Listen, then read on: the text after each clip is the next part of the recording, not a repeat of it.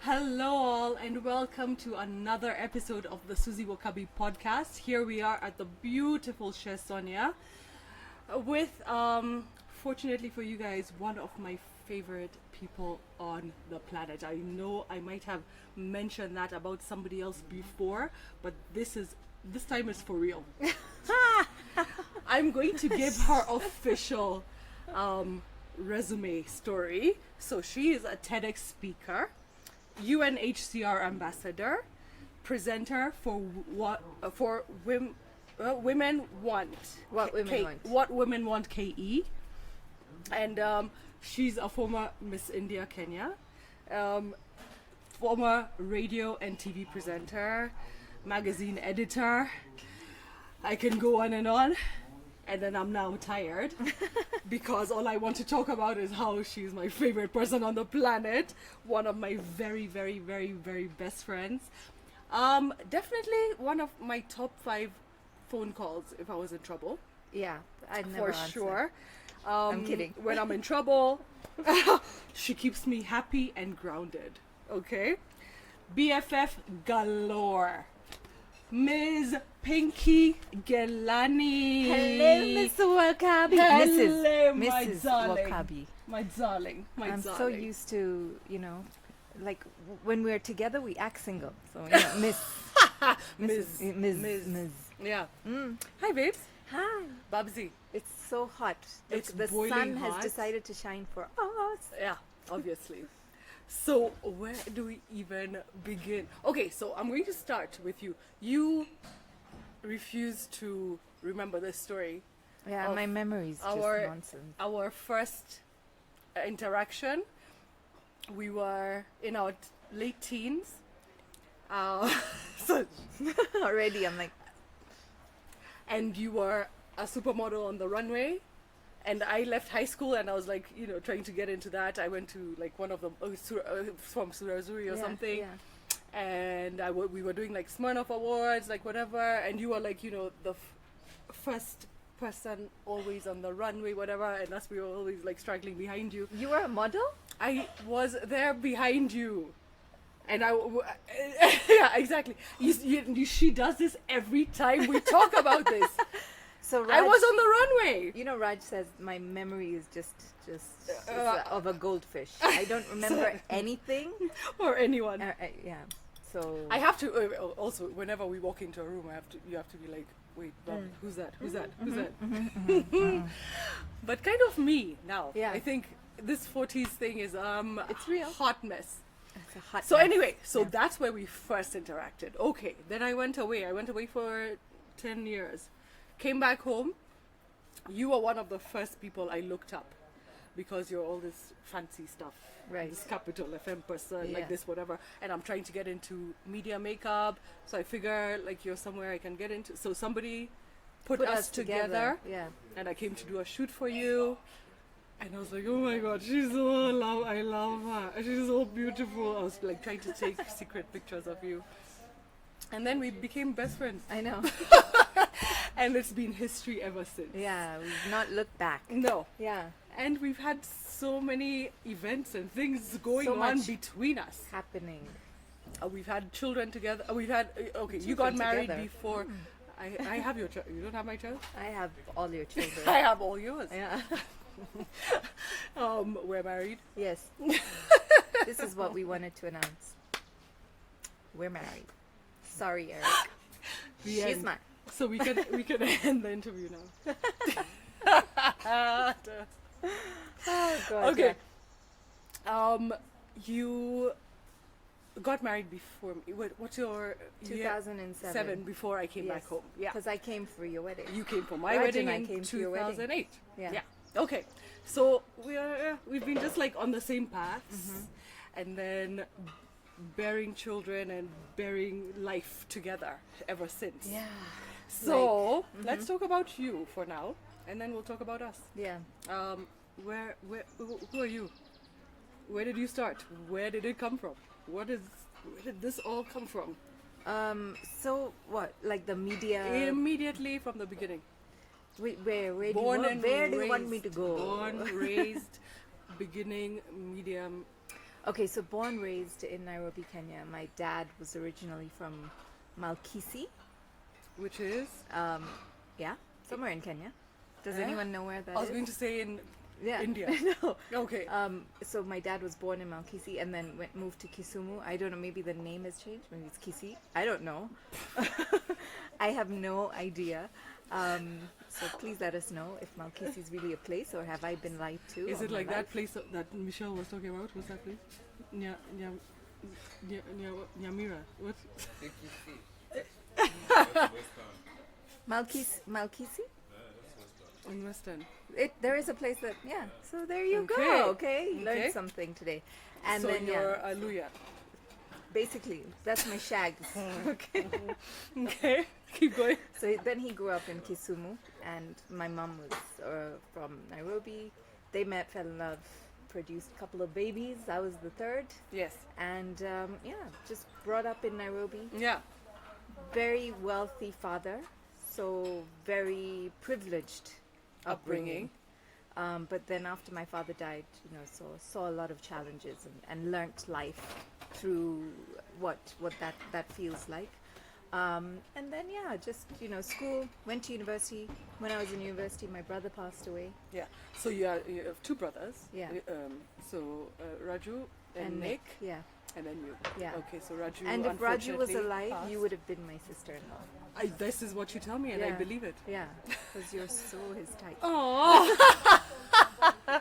Sorry. Okay, Eric. you would have just sorry, Eric, again. But yeah, and then when I came back from university, because he'd passed away a week after I left. So you went to LA for a week and came back. Yeah, That's bananas. and they didn't even tell me that he had passed away What were you until I coming back landed. for? So when all this happened, I was in orientation in uni, and then I came back home and I heard the voicemail beep go off, and I'm like, who's gonna send me a voicemail? I'm all the way in the state. Who's gonna call me? But I was curious, Checked it. so I checked it, and fair enough, it was a message for me. Your mom wants you to call her immediately. So I just dialed the number. I didn't think. It was 3 a.m. here. It was 5 or 4 p.m. there, and she answered, and I said, "What's wrong?" And I guess she didn't expect that, so she's like, "I'm not well. I need you to come back." And So she said she's not. yeah, so we had just lost an aunt to cancer a month before, so I immediately went to that, and she's like, "I just need you back. In the next 2 days, we've arranged your flight. You need to come back." And I was coming back from my brother's funeral. Ugh. Yeah, so that just changed my life. I just didn't travel after that for a very long time, because I'm like, bad things happen when I travel. And I got into retail. I started working. I didn't study. I was like, I don't want to, because you get a bit, you need to find yourself, soul searching and everything. So I did that. Like, how did that happen? That happened to me. Yeah. Did I do something?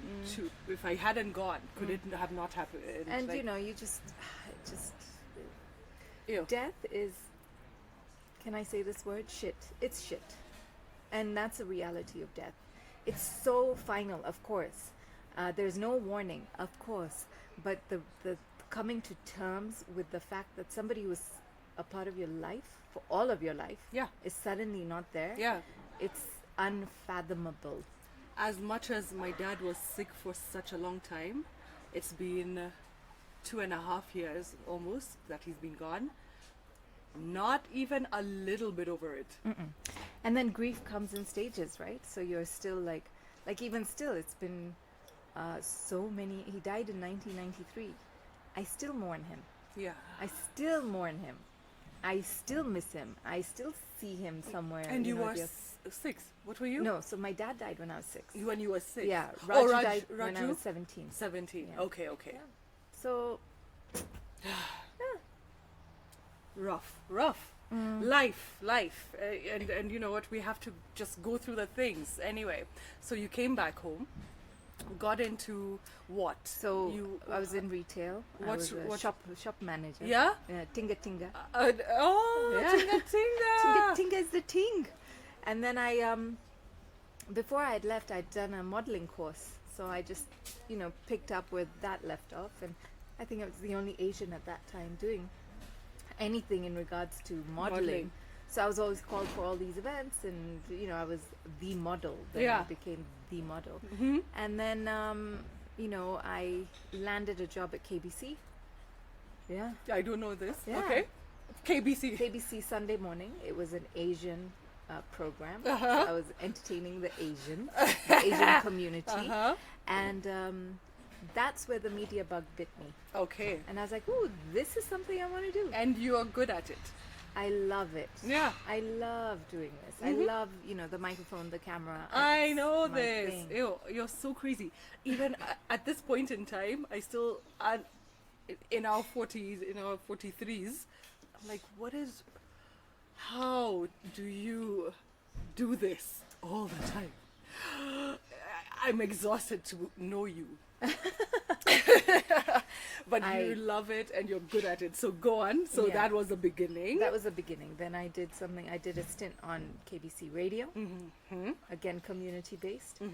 And then you have the radio voice, yes? Yeah. Of course. And then I was always in touch with Zain Verji because we were always confused for one another. So Capital FM launched presenters, right? She was one of the main presenters.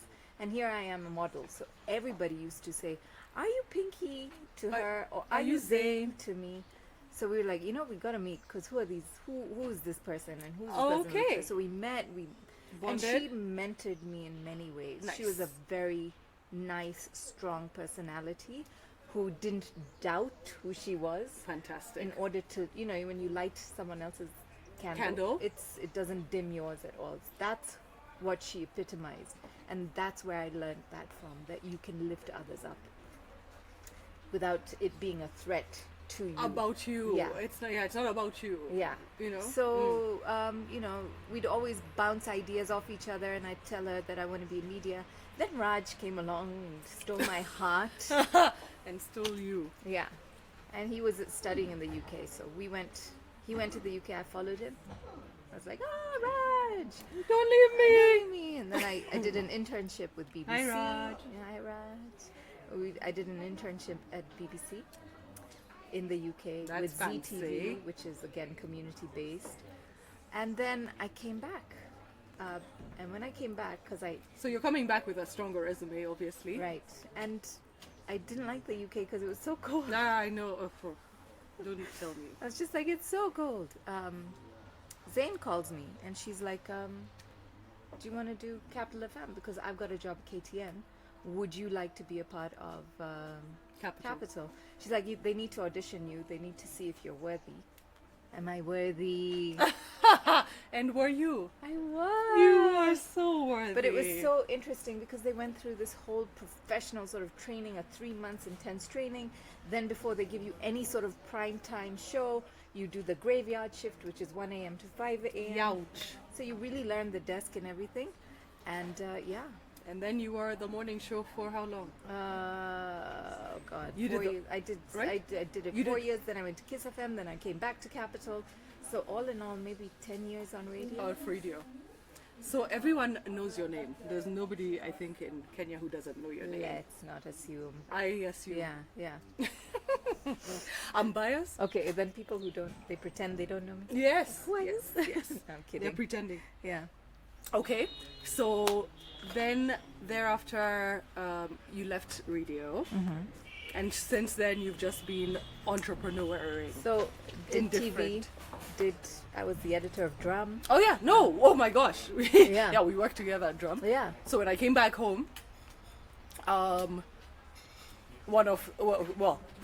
when I was inside of doing media makeup and then you became the editor, yeah, we worked together a few Yeah. times. Yeah. Do you remember the drama? Oh, for your mama. I'll take a sip of Prosecco. Thank God that's over. But it, you know, this. It comes with, it's drama. And then, Yeah. but then I think each session in life like lends to the next one. Yeah, yeah, yeah. Right? Yeah. You did editorial work, which you are very good at. So I mean, this media thing is your jam. I mean, it's just now second nature. It's who I am. Yeah. Yeah. Yeah. I've done your makeup how many times? So many. 178,000. So many times, Okay. whether it's a shoot or a show or a Or at home. emceeing or or at home. I in- don't know what we're doing. A sleepover. Yeah. So then, what? Okay, right now you're concentrated. No, I don't even want to jump to right now because between we've left a few things in between there. Mm-hmm. What have we left from after media, the drum, Okay, official so media? Then I got married, of course, and then I had babies. So I didn't do anything during that time. Mhm. I was just intentionally getting pregnant and lost And the being sacs. pregnant. Yeah. So, I guess this is the right segue to get into this. I've never delved into in any of my media interviews, anything, because we've gone through this together a lot. You've miscarried, I've miscarried. So before Maceo, I had a miscarriage. I had Maceo. Between Maceo and Nate, I had a miscarriage. I remember. You took me to my Scan. hospital, Yeah. to my hospital appointment at Aga Khan, the one between Maceo and Nate. It was 9 weeks or 10 weeks, something like that. And it was just like a finality of, yes, no, there's no baby. There's no, it's not happening. And then you hugged me and took me out, and I was driving home, and then I Threw up. I You threw threw up up on first at the hospital. I threw up at the hospital also. Yeah. And then on the way home. Yeah. And then I feel like that was some type of purgence. I purged. And then but like, I'll never forget that you were there, like you were the one there holding my hand, like the most. And you're so beautiful for that. Thank No, you. of course. I mean, that's what we're supposed to do for each other. I know. Yeah, but you see, like, I guess also because I've been there. Yeah. And I know what it feels like. Mm. And it's complete shit. And we should be talking about it so much more because it's normal. It happens to women. Yeah. We miscarry. Funny enough, when I had them, even the first one, even Eric was like shocked, confused. He's telling his friends, everyone. Yeah, it's he's like, like, yeah, oh it's yeah, happened to no, me. Yeah, it's happened to me. oh. And I'm like, But nobody why talks are we about not it. talking about it? Because it's failure in some way. And I'm like, it's not. It's not. But I love you for being so brave about you like publicizing the Yeah. stuff. I And was I've being- always respected you for that so much. Like, I've never been brave enough to. No, because for me, I'm that person. I'll talk about everything. I will. I really will, especially the uncomfortable discussions. From the Asian community as well as everything. Just keep quiet about it. Don't say anything. Announce your pregnancy after 3 months. Who says you can't lose your pregnancy after 3 months?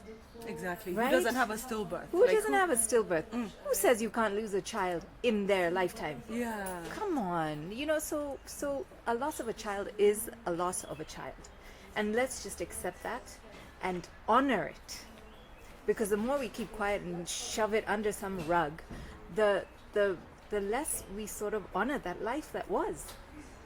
And how dare we do that? Because there is a life, Yeah. even if it was not formed. If there is a heartbeat, there is a life. I agree. Yeah. So I feel that it was my